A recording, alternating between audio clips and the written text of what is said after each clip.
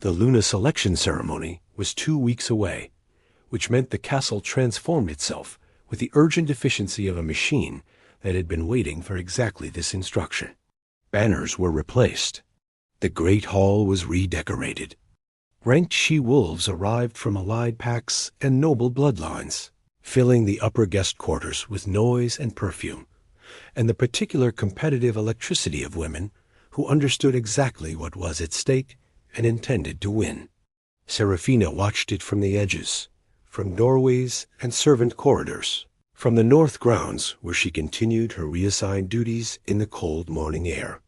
She watched the parade of beautiful, powerful, perfectly ranked Luna candidates arrive and be announced and be escorted to their rooms by fawning beta attendants.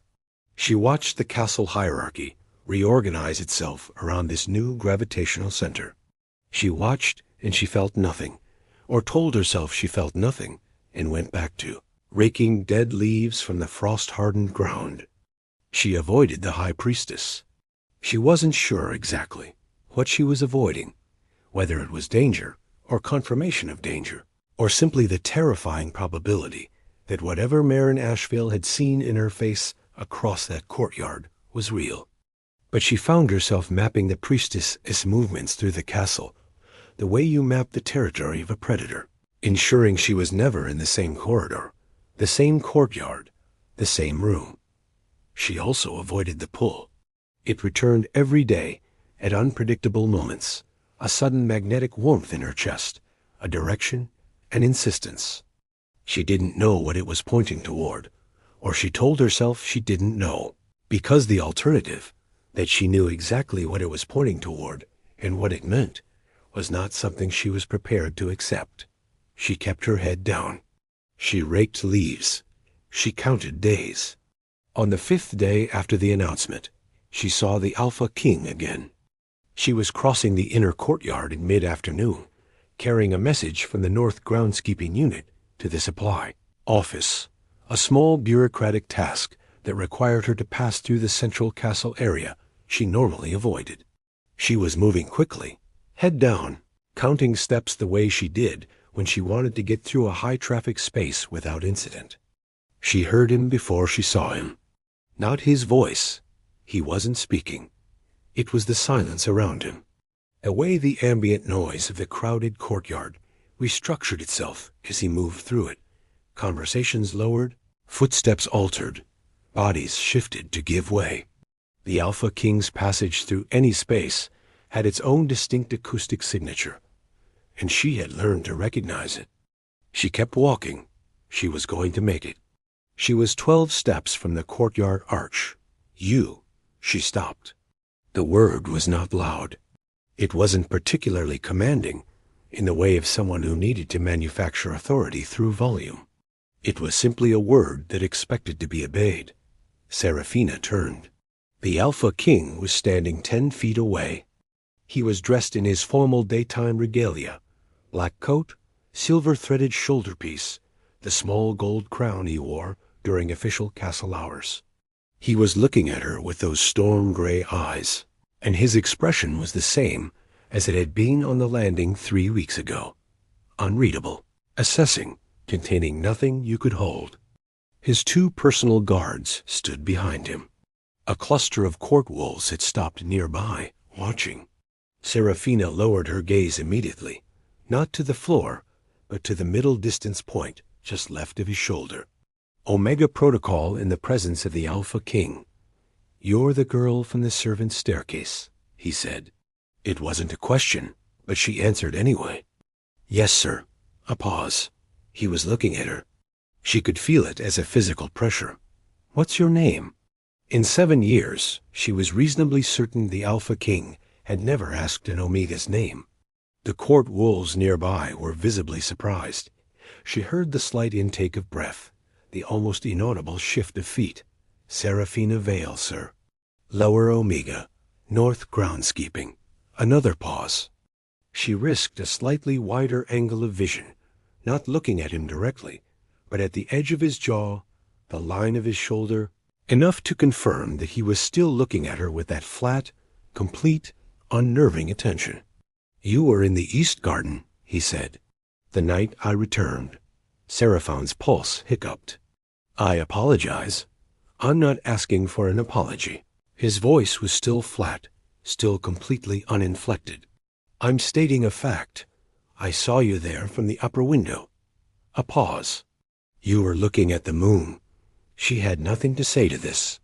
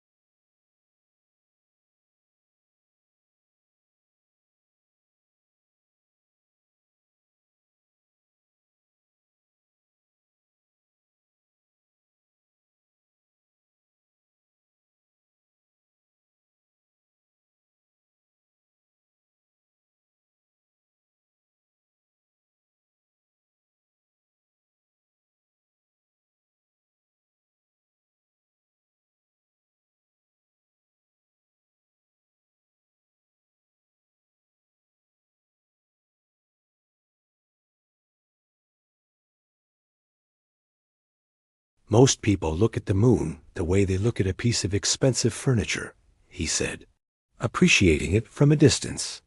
You were looking at it the way you look at something you recognize. The court wolves nearby were very still now. This was unprecedented. The Alpha King having a conversation with an Omega, not an instruction, not a dismissal, not an acknowledgement that her existence had created a minor inconvenience. An actual conversation.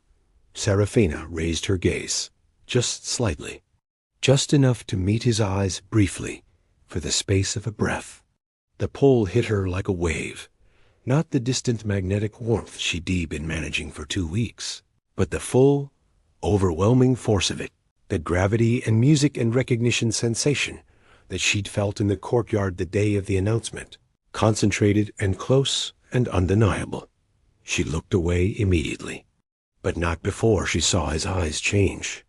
Just for a fraction of a second. Just a flicker. The storm gray going still in a different way. Not the stillness of cold control, but the stillness of something genuinely surprised. Something struck. Carry on, he said. His voice was the same. His face, when she looked at that safe middle distance again, was the same. But something had happened. She walked away without looking back. Behind her, she heard nothing. No resumption of conversation, no movement. As though the Alpha King had not yet resumed whatever he'd been doing before. As though he was standing there, watching her go. That evening, Lucian found her in the north grounds. She had almost expected him. He had a quality of appearing at significant moments that suggested either extraordinary intuition or a surveillance. network she preferred not to think about. He asked your name, Lucian said, without preamble, sitting on the boundary wall with the ease of someone who had long since decided that propriety was other people's problem. Yes, Serafina said. He's never asked an Omega's name? In 7 years, so I gathered. Marin saw it happen, Lucian said. She was in the courtyard. She had that look she gets, the one where she's calculating something. He paused. Did you feel it when he spoke to you? Serafina set down the rake. She looked at Lucian Draven, and for the first time she looked at him directly, fully, without the protective obliqueness she normally maintained. He met her gaze without flinching. What do you know? She asked. He was quiet for a moment.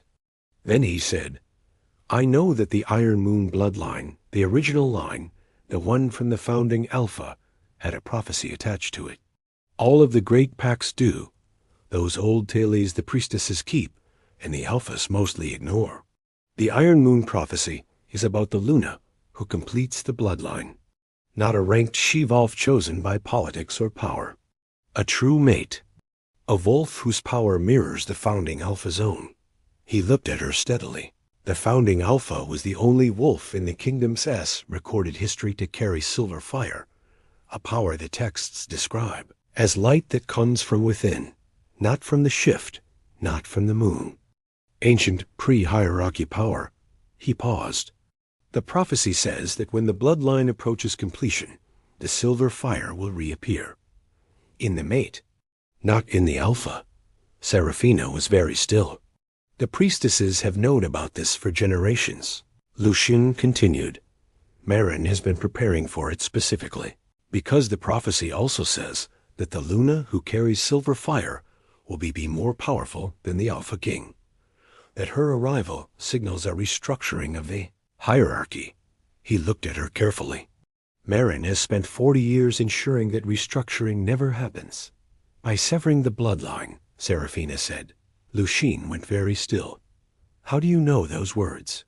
He asked quietly. I heard them, Serafina said. Beneath the dormitory floor. 2 weeks ago. Someone was chanting in the old tongue. Lucian's expression shifted, something cold moving through the warmth in it, like a shadow crossing water. Marin has a ritual circle in the catacombs beneath the servant quarters, he said. I've suspected it for a year. I haven't been able to prove it. He got off the wall. She's been casting suppression spells on the Omegas, looking for the silver fire and containing it before it surfaces. He looked at her.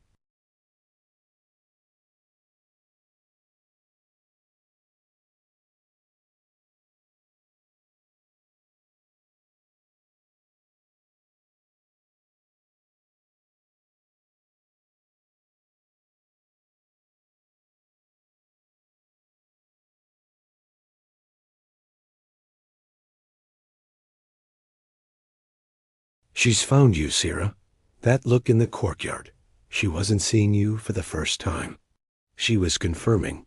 Serafina felt the light inside her pulse, hard, at the sound of her shortened name from his lips, not in response to him, but in response to the danger he was describing. A warning pulse. A readiness. What does she do? Serafina said carefully. When she confirms? Lucian's jaw tightened. I don't know exactly. The last Omega with documented anomalous silver spectrum eyes disappeared from the records approximately 30 years ago. Officially, she left the kingdom voluntarily. No forwarding information. He met Seraphine's gaze. Marin was already High Priestess then. The boundary wall stood cold and black behind her. The forest shifted in the wind. I need you to do something that goes against everything you've trained yourself to do for 6 years, Lucian said. I need you to stop hiding. Serafina stared at him. Not completely, not dramatically, but stop burying the light. Let it surface, just slightly. Let Kale see it. Why? Because, Lucian said, the mate bond, once acknowledged by the Alpha, becomes pack law. Marin cannot touch you if Kale has formally recognized you. The prophecy isn't a threat to her anymore. it becomes the thing the kingdom rallies around. The High Priestess's authority derives from the Alpha Kings. If the Alpha King marks a Luna, Marin loses every tool she has. He looked at her steadily. The problem is that Kale doesn't believe in the mate bond. He's been told his whole life by Marin that true mates are mythology. He needs to feel it so undeniably that he can't explain it away. He'll never, Serafina started. He asked your name, Lucian said. In 7 years, he has never done that. Do you understand what that means? She understood. She was terrified of understanding. And if it doesn't work? She asked. If he acknowledges the bond and then decides, that's the risk, Lucian said simply. I won't lie to you. He's not an easy person to reach. He's built a very tall, very solid wall. But the mate bond is the one thing pack law holds higher than individual will. Even a king cannot deny a true mate without consequences. Serafina looked at the night sky above the boundary wall. 3/4 moon tonight. The same moon that had watched her for 18 years of invisibility. Give me a day, she said. You have less than that, Lucian said. Marin's confirmation means she'll move quickly. These things, the rituals, they're faster once she has a name and a face. He paused. Tomorrow is the first formal Luna selection gathering. The candidates will be presented in the Great Hall. Ranked wolves and court members will be present. He looked at her. I'm going to get you into that room. I can't be in that room, Serafina said. I'm an Omega assigned to North Groundskeeping. Leave the details to me, Lucian said. He turned to leave. Lucian, she said. He stopped. Why? She asked. Why are you helping me? He was quiet for a moment, the question sitting in the cold air between them. Because Kale has been sleepwalking for 7 years, he said finally. And I'm very tired of watching him rule a kingdom he doesn't feel. He looked back at her, and in his quick silver-flecked eyes, there was something that was not strategy, not politics, but something much simpler and much older. And because what Marin is doing beneath this castle is wrong, and someone should say so. He paused. I've been waiting for the right someone. He left. Serafina stood alone in the north grounds, and the light inside her, the thing she had spent 6 years burying, containing, apologizing for, pulsed once, warm and certain. Tomorrow, it said, in the voice that was both hers and older than her. Tomorrow we begin. She should have gone back to the dormitory. Instead, she walked along the boundary wall, trailing her fingers along the ancient stone, letting the cold and the dark settle around her. She was 20 steps from the north gate when she heard breathing, controlled breathing, the kind of breathing someone does when they are trying very hard not to be noticed. She stopped. I know you're there, she said quietly to the darkness. A pause. Then the torchlight from the gate bracket caught the white and gold of ceremonial robes as the High Priestess Marin Ashvale stepped out of the shadows beside the wall. She was smiling. It was the most frightening smile Serafina had ever seen. Serafina Vale, Marin said softly. How refreshing. You can feel presences. She tilted her head. I've been watching you for quite some time, child. Far longer than you know. Her pale eyes moved over Serafina with the clinical attention of someone conducting an assessment. Silver fire. The Vale lineage. Yes, it makes sense now. Your mother was clever. She hid you very well. But bloodlines always surface eventually. What do you want? Serafina said. Her voice was steady. She was proud of her voice. I want, Marin said pleasantly, to make you an offer. One that I think you'll find very reasonable, given your circumstances. She folded her hands. Leave the Iron Moon Kingdom. Tonight, I'll provide travel documents, resources, and a new identity in the Eastern Territories. You'll have a life. A good one, even. The smile didn't waver. Or stay. And discover what 30 years of ritual practice can do to a wolf who refuses to go quietly. The light inside Serafina was no longer small and candle-like. It was a wildfire holding itself back by a thread. I'll think about it, Serafina said. And then she turned and walked back toward the castle, because standing her ground against the high priestess alone in the dark was courage she didn't yet have. But tomorrow, she thought, tomorrow would be different. Behind her, Marin's voice followed, soft as smoke. Sleep well, child. The moon is almost full.